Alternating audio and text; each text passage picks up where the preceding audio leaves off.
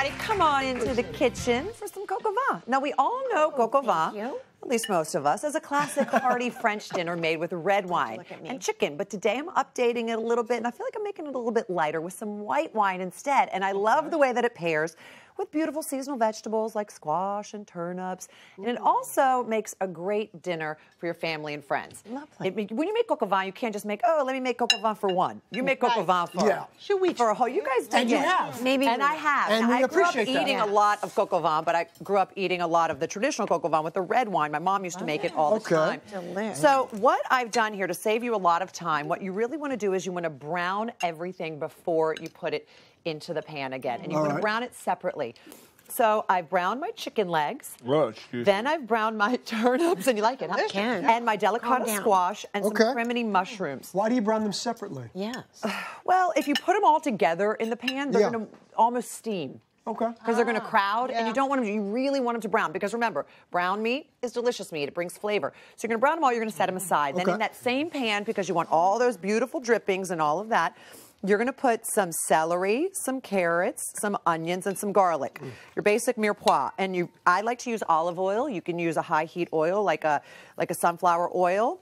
But, you know, I'm Greek. I like the olive oil. So you're going to do that. You're going to bring that together. Then we're going to add, you ready for this one? Yeah. This might be shocking to you. What? But I'm adding anchovies. Oh, I like it. Really? Oh, I did say that, Kim, because so many people don't like anchovies. Oh, I love it. But let me tell you something about anchovies and about a lot of sauces. You probably have had so many sauces with anchovies in them, and you have no idea. Because the only reason you use an anchovy in a sauce is to bring that umami flavor and sort of bring it up. It's not going to taste like fish. It won't taste like anchovies. I have served this to people who have said to me, I don't like anchovies. I said, can you taste anchovies? They have no idea. They just say, oh, it just tastes so good. Because typically their flavor is so strong. But when you put it in with everything else, and you're going to reduce this so much, it just brings up like a sort of layer of flavoring. Then we're going to add our chicken stock, just like that. And then after the chicken stock, we're going to add the vin. Does anyone know what vin means? It is French for wine. For wine. And you're going to use white wine instead of red wine.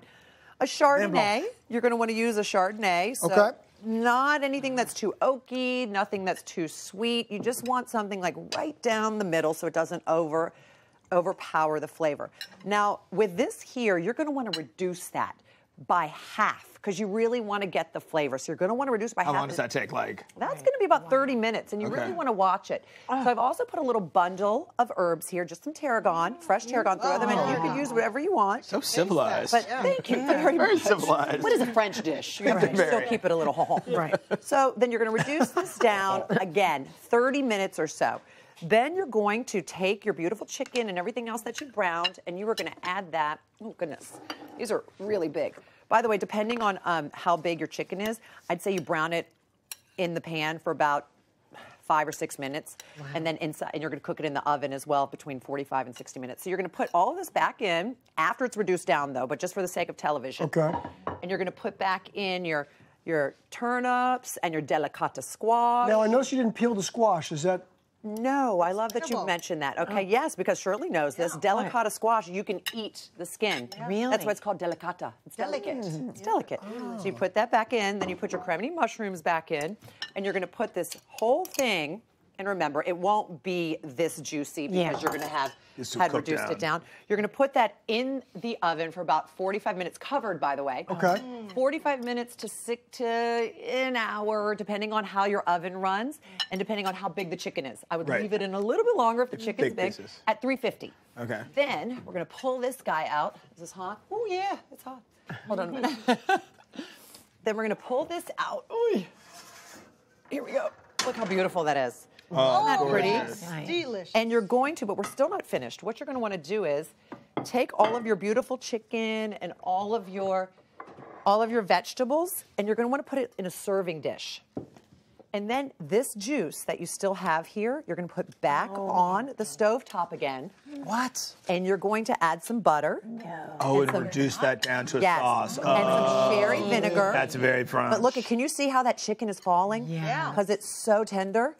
And some sherry vinegar, and you're going to reduce that down again, which will eventually give you this beautiful, you see that? And the sauce is like Yeah. super So good. flavorful and delicious. Exactly. So it gives you that beautiful gravy, and then you can pour the gravy on top. You can serve this in a beautiful serving dish with your gorgeous vegetables. And there you have it. And another thing you could do as well that my mom used to do all the time, if you don't want to make the gravy, you can, before you put this in the oven, put some rice in the bottom of it, and then put it in the oven, and then when you pull it out an hour later, the rice has cooked, it's soaked up all the juices, and it gets crunchy around the sides. It's like French chicken and rice. Yeah. That's good. It's so good for a winter or a fall day. I'm telling you, Let me tell you something right now, Debbie Matenopoulos. This is absolutely delicious. Really lovely. I mean, it's got so much incredible flavor packed into this dish. Thank you so much. Really good, Deb. Okay, have a little taste. I know. Is that one for you? Is that plate for you? The whole thing. I was trying to take it out and put it back on the stove top. Is it like an early lunch? What are we doing here? Taking it home. Okay, well, you enjoy your masterpiece there. No, yeah, put on some sauce. Put some gravy. Debbie's a little hungry. This recipe, of course, is available at hallmarkchannel.com. You can find it there, everybody. Enjoy your work, Debbie. And come on, next is Shirley. Oh, yeah. Oh, and I'm going to reveal the difference between the real and the fake cinnamon. Do you know the difference? You will next.